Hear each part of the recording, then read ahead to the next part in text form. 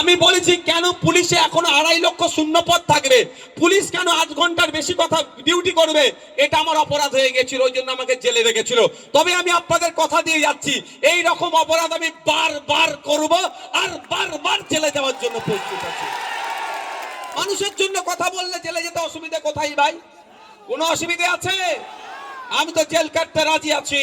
ওরা যখন জেলে ছিল, এটা বলে দিই আপনাকে, আমি প্রেসিডেন্সি জেলে ছিলাম। আমি যখন বার হব বলে জেলের অর্ধেক যারা বন্দী আছে তারা এসে অপেক্ষা করতো একবার ভাইজানের সাথে হাত মিলাবো। ওই সময় জেলে আমার তৃণমূলের প্রাক্তন মন্ত্রী ছিল, তিনি ভয়ে বার হতে পারতেন না, বার হলেই চোর চোর চোর চোর করতে। আমি জেলে গিয়েছি কিসের জন্য? আপনাদের জন্য। ঠিক আপনার আমার বাড়ির মেয়ে তিলোত্তমাকে খুন করেছিল, আপনাদের মনে মাথায় আছে তো? কলকাতা আর.জি. কর হসপিটালের ডক্টর, তাকেও কেন খুন করেছিল জানেন? আপনার জন্য। আপনার বাড়ির মেয়েটির ইজ্জতকে বাঁচাবার লড়াই ছিল। জেনে রাখা দরকার, আপনাদের জেনে রাখা দরকার, ওই মেয়েটিকে আগে খুন করেছে, পরে ধর্ষণ করেছে।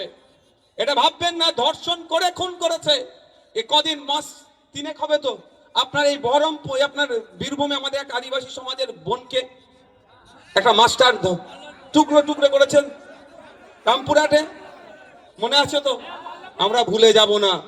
ওই বোনটার যতদিন না পরিবার নাই পাচ্ছে, আমরা লড়াই চালিয়ে যাব।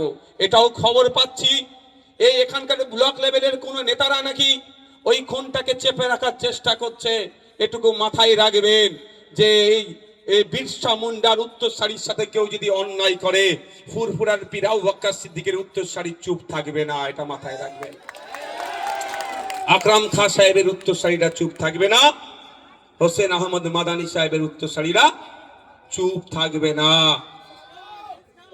ওটাও মাথায় যেন না ভুলে যান।